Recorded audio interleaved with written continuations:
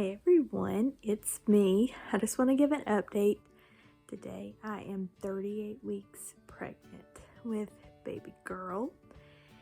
Since my last update, I went to the doctor at 35 weeks and I went to the high risk, and she told me that baby girl weighed 6 pounds and 5 ounces, and then went to my OBGYN and they told me she weighed 5 pounds and 5 ounces. So I don't really know what's accurate.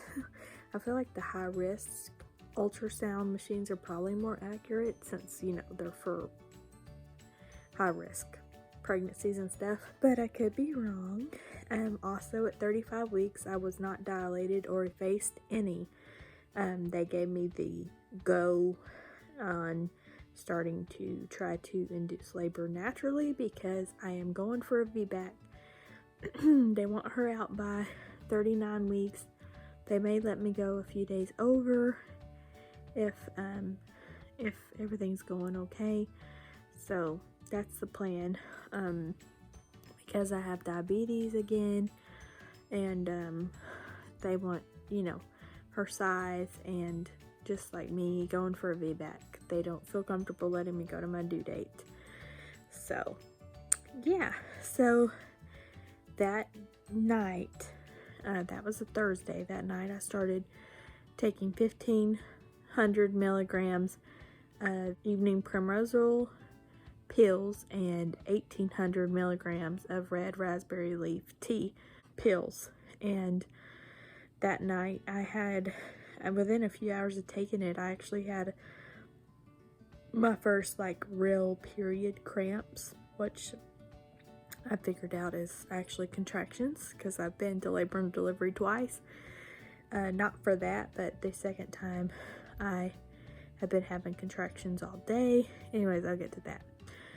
Anyways, the machine registered it, so at labor and delivery, so yeah, those are contractions. Anyway, so week 36 came along. I went to the OB that Thursday, and everything's still going great. I actually found out I was dilated to a 1 and almost 50% effaced. So still not too much, but better than the week before, of course. So then after that, I started eating 6 dates almost every day. I've skipped the last 2 days. I just couldn't bring myself to eat them. I don't know why. They do like kind of upset my stomach a little bit. And when I get to like date 5 and 6, it's like hard to get it down. It's just so sweet, and they're so filling, and it's just like, I don't know, it's hard to get them down. So anyways, that brings me to this past week, week 37. I went to the doctor on Thursday. I had been having contractions all morning long, and they had woke me up multiple times because it felt like, to me, like the whole day before I had contractions, but that night they started getting pretty intense. It felt like I had a cyst rupturing, because I have PCOS, so I'm used to like, you know, like having cyst rupture every now and then and stuff with periods. And at first it started as period cramps is what it felt like, and then like a heavy period, and then it got to where it felt like a cyst rupturing, and it was waking me up every time they happened. I did not time them, but that night I got like a total of 3 hours of broken up sleep. So I went to the doctor at 9:30 in the morning, and when I got there, I had a few contractions on the way and in the waiting room, and I knew this would happen. I get back there, and of course they stop. So I was like, yeah, right, whatever, that's how it goes. So when they checked my blood pressure, I have not had blood pressure problems this whole time. It was 148 over 100, and that's pretty high for pregnant. They don't want top number or bottom number that high.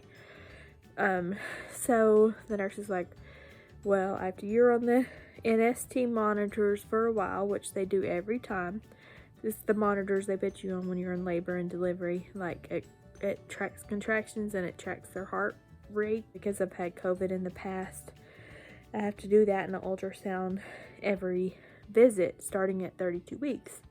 So anyways, they're like, we're going to put you on these monitors, and then after you're laid down and relaxed a little bit, I'll check your blood pressure again. Okay, great. So I'm on the monitors.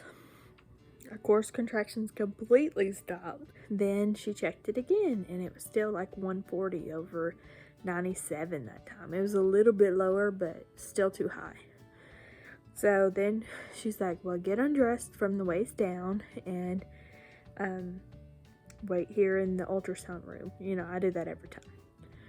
So I'm sitting there in the ultrasound room waiting, and then the doctor comes in, and she's like, hey, we're gonna have a baby. We're not gonna play around with your blood pressure. We basically like call that preeclampsia in case we, until we rule it out. Because, like your history, I've had preeclampsia before, so I'm more at risk this time and all of that. So, yeah, this was one of my doctor's partners, and she's like, let's have a baby today. She said, we can break your water. There's not a lot we can do to induce you because you're going for a VBAC, but we can break your water. And I asked her if she could do a membrane sweep, and she said yes. And then, they're basically going to induce me.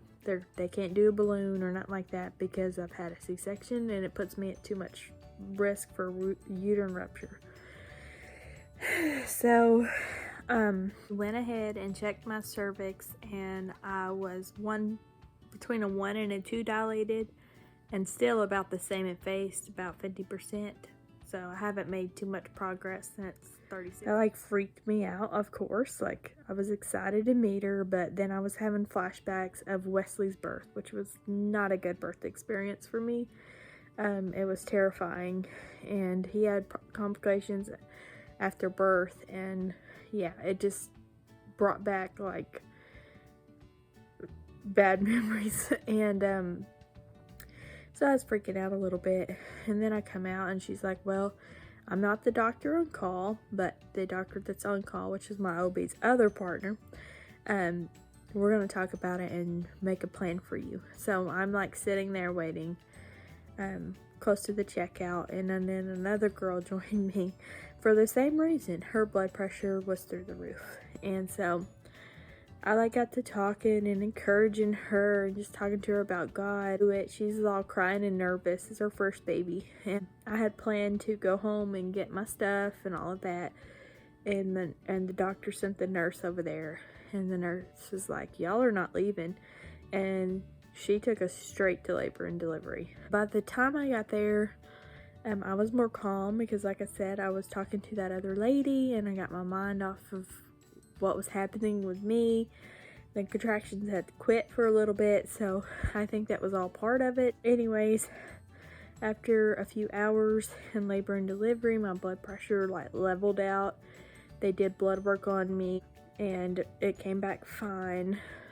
I did start having contractions. They would be 2 to 3 minutes apart for a while, and then they would space out for 10-15 minutes, and then 2 or 3 minutes apart. It did that over and over again. So the nurse is like, well, you are having contractions, but it's probably because you're dehydrated. And yeah, I was dehydrated. My urine was pretty dark. So anyways, oh yeah, and then at 35 weeks, I left that out. I also went to labor and delivery then. My C-section scar was hurting. I had a severe migraine, and they said that was, I was dehydrated then. I had to have IV fluids, and my potassium, protein, and one other vitamin level was low, which is crazy because I take prenatals, so I don't know. Anyways, this time in labor and delivery, all of the rooms were completely full. I was in triage in labor and delivery, and all together there was 4 of us that came in at once because different doctors had sent us. And so there was literally a girl on the other side of the curtain that was dilated to a 5 and was in active labor and no room. It was a wild, crazy day. So, long story short, after my blood pressure calmed down and I got my blood test back, they sent me home. As of now, I do not have preeclampsia, but they sent me home on bed rest and want to see me the first thing on Monday morning, a follow-up visit. And I'll get to see my actual OBGYN on Monday, and I know she does membrane sweeps at like 38 weeks, so I'm excited about that if I don't go into labor beforehand. I've been trying to do stuff to put myself into labor. I've been, because I've been taking the evening primrosal, eating dates, taking red raspberry leaf tea. I've been, doing the deed off and on with my husband, and keeping a soft cup up there after the fact to keep the sperm and evening primrosal up there. I insert the pills too on the nights that we don't, I just insert them and then put the soft cup to keep the oil and the sperm or whatever was up there close to my cervix. I've been using an exercise ball, doing hip circles and squats. Been bouncing on the ball, and I've been having contractions off and on today. Nothing consistent, nothing extremely painful. Not as painful as Thursdays for sure. Trying everything I can do, because basically, like I said, I have to 39 weeks or I get induced and they can't do much for me, and either that or I go in for another C-section. And as I said, I'm nothing against C-sections, but I do have 2 littles at home already, as y'all know if you've been around for a while. So it would be really helpful to not have a C-section where I can take care of my other 2 babies, So anyways, guys, y'all please be praying for a safe delivery. Almost forgot to tell y'all, yesterday on Friday, so Thursday, that doctor checked me. I've never bled before with a check, but she made me bleed. Then the next morning, got up, I passed some of my mucus plug. I know it was that because I've never passed nothing like that before. It was very, very thick and sticky. So hopefully that's a good sign. I know they can regenerate, but hopefully it doesn't. And I'm on my way to hopefully start progressing soon. I'm going to try one more thing tomorrow. I don't want to say what it is, but I will try it and I will let y'all know if it works. I'll tell y'all all about it after the fact.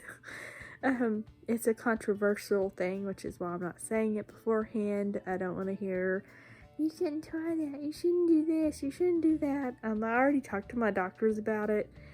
They told me it was okay. I might have side effects, but it's okay. So we got our bags packed, everything's ready. Just need to get her here this week. Anyways, guys, thank y'all for watching, and here's a bump shot.